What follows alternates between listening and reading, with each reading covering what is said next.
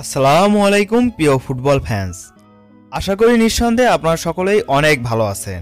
2021 সালের কোপা আমেরিকার শিরোপা জয় করেছিল আর্জেন্টিনা। এবার সামনে 2024 কোপা আমেরিকা। 2024 কোপা আমেরিকা নিয়ে আজকের এই ভিডিওটি, তাই আজকের এই ভিডিওটি না টেনে সম্পূর্ণ ভিডিওটি দেখার অনুরোধ রইল। 2021 কোপা আমেরিকা 12টি দল নিয়ে অনুষ্ঠিত হওয়ার কথা ছিল, তবে করোনার কারণে ইংল্যান্ড ও কাতার তাদের নাম প্রত্যাহার করেছিল। এরপর 10টি দল নিয়ে 2021 কোপা আমেরিকা শুরু হয়েছিল ব্রাজিলে, যেখানে ব্রাজিলকে হারিয়ে শিরোপা জয় করেছে আর্জেন্টিনা। 1916 সালে সর্বপ্রথম অনুষ্ঠিত হওয়া সেই টুর্নামেন্টে বিজয়ী দল ছিল উরুগুয়ে এবং সর্বশেষ বিজয়ী দল আর্জেন্টিনা। কোপা আমেরিকাতে এখন পর্যন্ত সবচেয়ে বেশি শিরোপাজয়ী দল হচ্ছে আর্জেন্টিনা ও উরুগুয়ে, 15টি করে।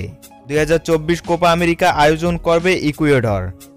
সর্বশেষ 1993 সালে ইকুয়েডর কোপা আমেরিকা আয়োজন করেছিল। সেই টুর্নামেন্টের ফাইনালে মেক্সিকোকে 2-1 গোলে হারিয়ে এবারে শিরোপা জয় করেছিল আর্জেন্টিনা। 2024 কোপা আমেরিকা শুরু হওয়ার কথা রয়েছে 10 জুন থেকে 12 জুলাই পর্যন্ত। 2024 কোপায় 12 থেকে 16টি দল নিয়ে অনুষ্ঠিত হওয়ার কথা চলছে। সাউথ আমেরিকান ফুটবল কনফেডারেশনের 10টি দেশের সবগুলো দেশ এ প্রতিযোগিতায় অংশগ্রহণ করবে। এদের মধ্যে Argentina, Brazil, Bolivia, Chile, Colombia, Ecuador, Paraguay, Peru, Uruguay, Venezuela এই দলগুলো থাকবে।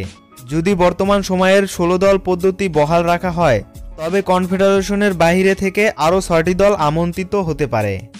28 বছর শিরোপা করা কাটিয়ে লিওনেল মেসির হাত ধরেই সুপার দেখা পেল আর্জেন্টিনা।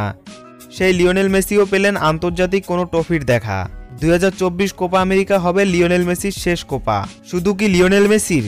না, Sergio Aguero, Nicolas Otamendi, Franco Armani, Sergio Romero, Angel Di Maria, আর্জেন্টিনার হয়ে শেষ কোপা হবে এদের জন্য।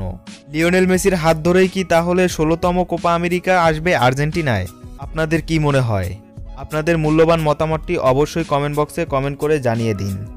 যদি আজকের এই ভিডিওটি ভালো লাগে অবশ্যই একটি লাইক করুন, কমেন্ট করুন এবং আপনার বন্ধুদের মাঝে শেয়ার করে জানিয়ে দিন। পরবর্তী ভিডিও দেখার আমন্ত্রণ জানিয়ে এখানেই বিদায় নিচ্ছি। আল্লাহ হাফেজ।